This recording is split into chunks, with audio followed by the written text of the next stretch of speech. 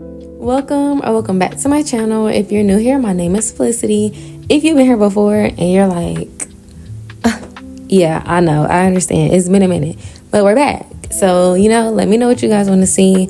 I'm not gonna leave y'all hanging anymore because I'm trying to get right. Okay, so y'all need to hold me accountable, follow me on my social medias, and be like, girl, where's the YouTube video? Okay, but let's get into this glam on my beautiful model Marée.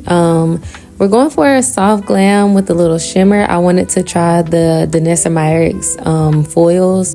The exact shades of everything will be in the description, but we just started off with cleansing and toning her face. These pads, I don't know how to pronounce it, but they are a great dupe for the First Aid Beauty exfoliator pads. And then once that dried down, I then went in with the Kiehl's avocado under eye cream and the moisturizer. You want to let all of the skincare products absorb into the skin and kind of dry down some before you start adding all of your products like foundations and stuff like that. So while that was drying, I went ahead and laid her eyebrows down with the NYX brow gel. To warm up her face and kind of go ahead and underpaint, I'm going to use the Made by Mitchell curve case in medium to bronze and add her blush. These palettes are very beginner friendly, especially if you don't know what shade you should use. They have multiple shades within one, and it already comes with the blush multiple shades again. So as long as you know, like, if you need to get light, medium, dark, or deep dark, I think it is, you'll be good, because you can mix. You can, if one shade is a little bit lighter, you can add some to make it darker. So very beginner friendly, very buildable. It doesn't come off like absolutely too much. If you do have a lot, you can take your brush that already has like some foundation or a little beauty blender and kind of soak up some of that product. That's the product, but I did depot them to make it easier when I'm traveling for like weddings or anything. So I put all of my blushes in one and then all of my bronzers in another. When adding blush, I do like to mix my blushes up. So I usually mix about 2 cream or liquid shades and then about 2 or 3 powder shades, just to kind of give it a little bit more depth, and you're just making your own customizable blush. I like to keep my blush pretty high up underneath the eyes. I feel like it helps to give that soft glam that everybody is wanting nowadays. I just really don't like to see where everything starts and stops. So like, if you can see that your concealer underneath the eyes and then you have a little space in between and it's blush, personally, that's not my preference. If you like that, that is completely okay. Everybody has their own styles, their own techniques. So do what works for you. I'm using the same bronzer shade to contour her nose. And honestly, it does not have to be perfect, because you can always clean it up when you go in with your concealer and make that straight line. Now, if you prefer to have everything already in place, just make sure you put the contour on the side of the nose closest to the bridge, like the bone of the nose. So the closer your contour is, the skinnier your nose will appear. The further apart it is, the wider it will make your nose. Going in with the NARS Natural Radiance Longwear Foundation, and I'm just applying the foundation everywhere that I didn't apply bronzer and blush. Now, you want to make sure you don't add any product under the eyes other than concealer, because the more product you add under the eyes, the more it's prone to crease. So I like to keep everything underneath and then only add concealer. If you feel like you just need some more coverage, you can add your foundation all over the face before adding your cream, bronzer, and blush, but you still want to make sure you avoid the under eye area and use that only for concealer. I do want to ask y'all, I changed the angle of my video, so if you haven't seen my last videos, kind of go back and look at those and see if we like that setup better or do we like this setup. Because I did want it to kind of feel a little bit more personal and add myself somewhere in there to where you can see me. So I did like how you could see me in the background a little bit. But I also just really like the brightness of this wall and the mirror and stuff versus the straight black wall. So let me know what you guys think.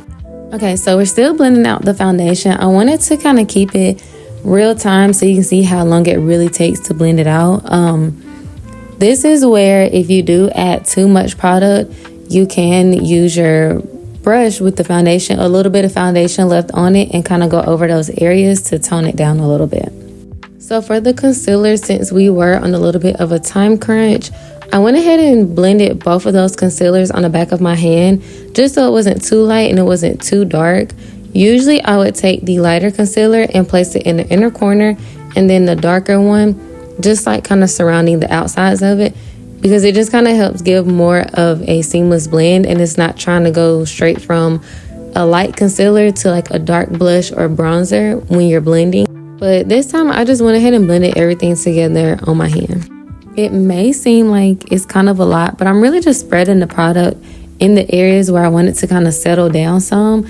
That way when I go back to blend, it's not just moving all over the place, because you do want your concealer to kind of settle down some. So it's not too, say if you do have a concealer that's a little bit more thin on the thinner side, it'll just go everywhere. Or if you know that you're using a concealer that is more matte and it dries down quicker, you don't want to let it sit too long, because then it'll be hard to blend it out and it'll just kind of feel or appear cakey when you have to keep going over it.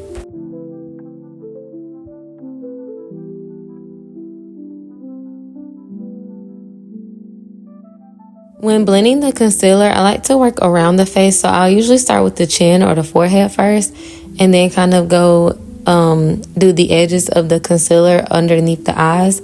You just want to make sure underneath the eyes is setting a little bit longer than the rest, and you want to blend the edges first so it doesn't leave any harsh lines and everything is just kind of easier to blend. Always make sure when blending anything on the face, you do light tapping motions. You never want to drag or kind of like pull the brush, because you're going to lift up any product. Also make sure you're not being heavy handed, because the more heavier you are, you're going to pick up more product versus actually just blending it, and it'll just start being patchy.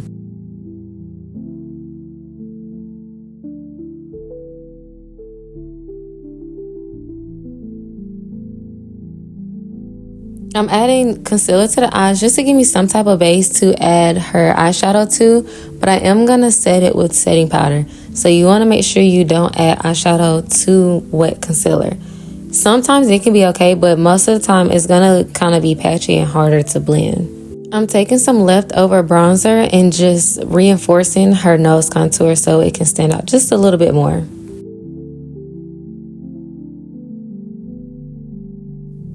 I'm setting her eyes with the same translucent powder that I'm going to use for the rest of the face. And before you set under the eyes, you want to make sure you go ahead and take some leftover concealer, preferably some that's been sitting on the back of your hand so it's already a little bit tacky and dried down, and then go ahead and go directly under the eyes and be prepared to go ahead and set with translucent powder. Whether you're doing your own makeup or a model or a client, if they have eyes that crease really easily, you want to make sure you go ahead and set your powder puff with translucent powder. That way, as soon as you get done blending, you can quickly go in and set it. But if not, you can just try to get them to keep their eyes up looking at the ceiling. If they end up still creasing, if they tend to like look down for a couple seconds or whatever, just make sure you blend back out those creases before you set with setting powder. I like to make sure my setting powder is set in the face. So you want to push it into the skin instead of letting it sit on top. If you do want to bake, you'll bake after you've already put down your first layer of setting powder.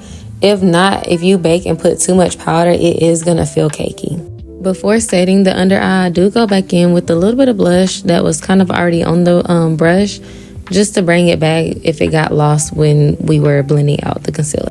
I set the under eyes first, but I am still going to go back in and set everywhere else we added concealer, and then just a little bit whatever is left on the powder puff to set the rest of the face.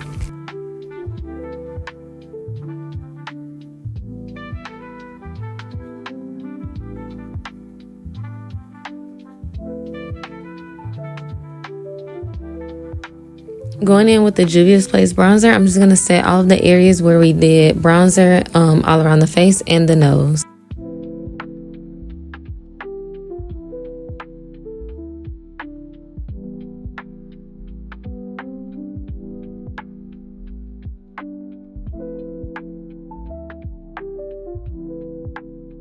Getting to the eye look, this one is actually super simple. I'm just going in with the Juvias Place Coffee Shop palette, and just to add some brown, I'm going in with a light brown first, and then we'll add some dimension later with the darker brown. Without adding anything extra, any eyeshadow underneath, I'm just going to go on top of what we did with the Danessa Myricks spoils. So the first one is going to be a little bit more of a pinker shade, and then I'm going to go on top with a more silver shade.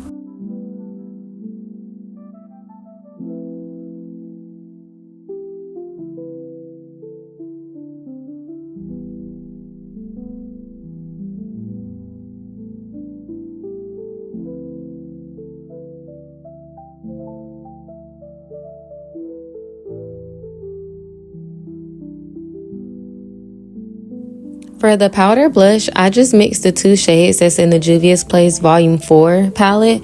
So more of the lighter one and just a tiny bit of the darker pink. Her eyebrows didn't need too much done to them, so I'm just taking the Morphe pencil, the micro one in the shade Mocha, and just filling in any little sparse areas. Her hair is blonde, so I don't like to have really dark eyebrows with blonde hair. This is how I expect all my clients to act when I'm setting them. But no, instead everybody want to act like I'm just drowning them. I don't understand, because to me it feels good. Adding finishing touches, we're going in with the lip liner from ColourPop, the BFF 3. And then I'm going to go in with Sephora Lip Stain 32. On top of that, to add some pink to it, I'm going to take a pink gloss from Juvias Place.